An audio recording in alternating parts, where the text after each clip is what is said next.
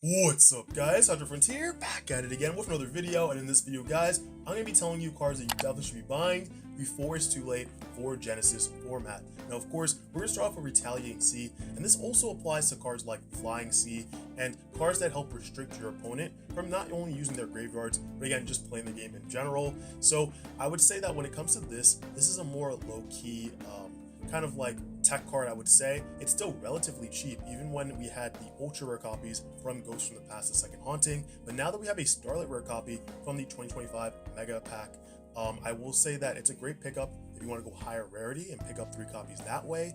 I think it's a very good card in the format for Genesis, and over time people are going to be teching this in a lot more, so it's good to be on the ground floor now to pick up your favorite copies again before it's too late. But moving on, we have Swords of Concealing Light, and this is a pretty interesting one that I actually saw from Rev Cards. He actually did a small video about this, and the fact that again you play this card, everything just Book of Moons face down, and this card costs you 0 points compared to cards like of course Book of Moon, Book of Eclipse costing you I think about 5 or 7 points. So the points have been varying because they are always changing the point system. But when it comes to Swords of Concealing Light, I don't believe this card costs any points at all. Correct me if I'm wrong, of course. And we're only going to be talking about 10 cards for this video, but let me know down below if you guys want to hear more. I will say though that this would be the nice time to go ahead and pick up a copy that you want. Like for example, the ultra rare from Yugi's World is only about $1, probably $1.50. Not too bad if you want to pick up a playset. If you want to go ultis, you can do that as well, but again, a little more expensive.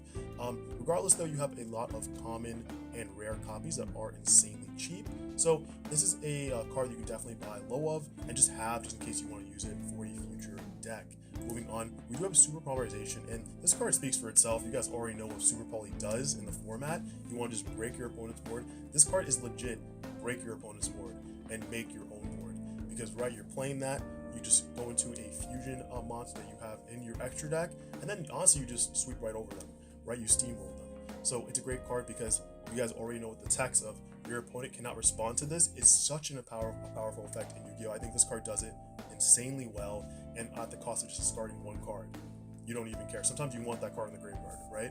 So regardless, I will say that over the course of the last few years, you can see that Super Poly has been steadily going up in price, even though it consistently, for the most part, gets a reprint. They still are expensive.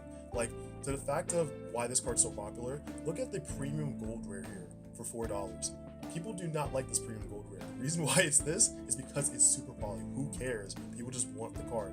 So I think if you wait longer than you're trying to, this card will definitely go even further up in price. So definitely consider doing that before it's too late. Then we have Droll and Lockbird. You guys already know Droll is just a staple of any format it really is in, right? Meta format, the current format for TCG, Advanced, or even Genesis. Genesis is 5 points each, which is actually really cheap for a hand trap.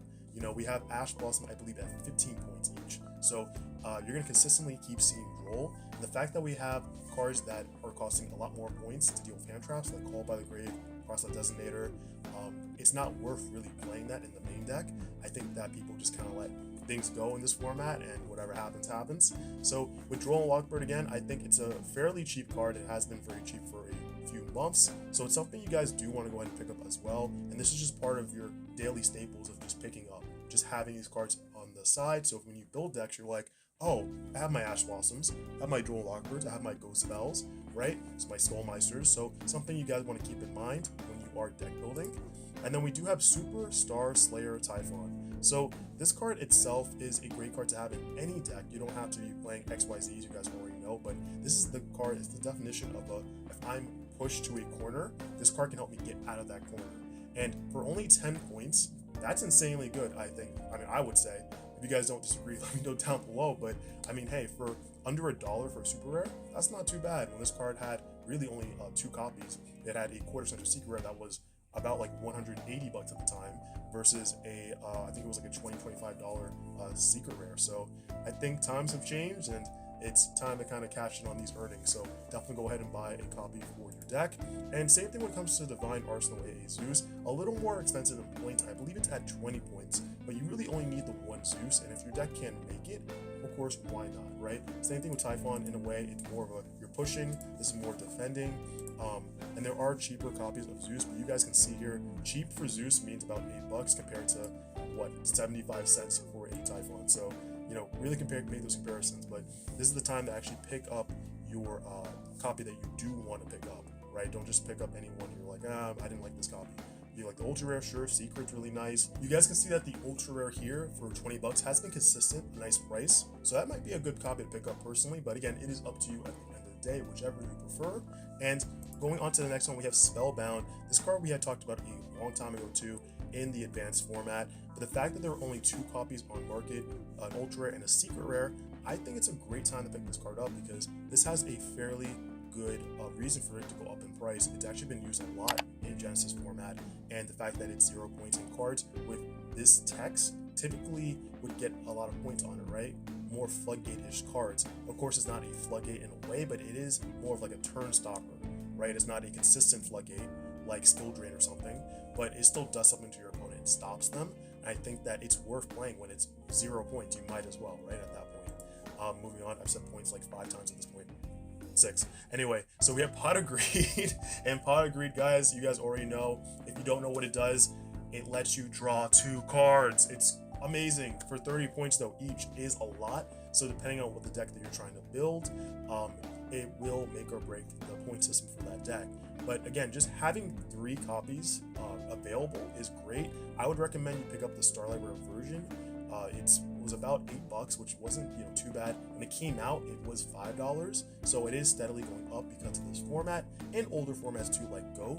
But you guys can see here, like the ultra rare from the pot collection, it's not worth picking up, or even the Quarter Century Secret Rare because this was much higher before. Then they just went and said, hey, let's print a almost similar rarity and make it in the Megatin. So you might as well at that point just pick up the Megatin version if you guys want a more modern rarity. Moving on, we do have Iron Thunder, and another card too, just like with Spellbound, 0 points, and it actually does a lot for the format. And I will say, I like how Genesis format is in terms of they have really said no to a lot of the floodgates or certain cards that were problematic in the meta. But at the same time, when we had an advanced format, a lot of cards like Iron Thunder, I feel like, in my opinion, were being definitely underestimated, right? Because there were things that were better than it. Like, why play Iron Thunder when you can play something better? But now, because that costs too much points, or it's not just like, it's not reliable, play Iron Thunder, and it's like, wow, this card's amazing. That's why the card has been going up in price. So I would pick up a Prismatic Secret Rare as soon as you guys can. You know what, it's still from a recent set. You can go ahead and try to trade cards for it, right? Do whatever you gotta do, but just make sure you guys have access to it because it's gonna be great going forward with Genesis format. And moving on, we have the Genesys, the Sea Turtle. But at the same time, any of the kaijus are great for the format. They're all, I believe, 0 points. Correct me if I'm wrong down below. But again, I think that cards like this, an easy way to get rid of an opponent's monster, great to have in this format. So really consider doing that. Even Lava Golem is great too. But I believe Lava Golem is 5 or 10 points each. So you might have to consider that as well when you are making your deck and going through the point system. But guys, honestly, I would say that there are a lot of amazing cards to get in Genesis format. I just can't put them all in this video, but let me know down below what you guys think about the video and the cards that we picked. If you guys like the video, make sure to give it a huge like, comment down below, of course. And if you guys are not subscribed to the channel, what are you doing? Go and hit that subscribe button and turn notification bell on so you're updated the next time I upload new videos. Alright guys, I'll catch you in the next one. Hopefully you enjoy the rest of your day or night, and I will see you in the next video. Peace.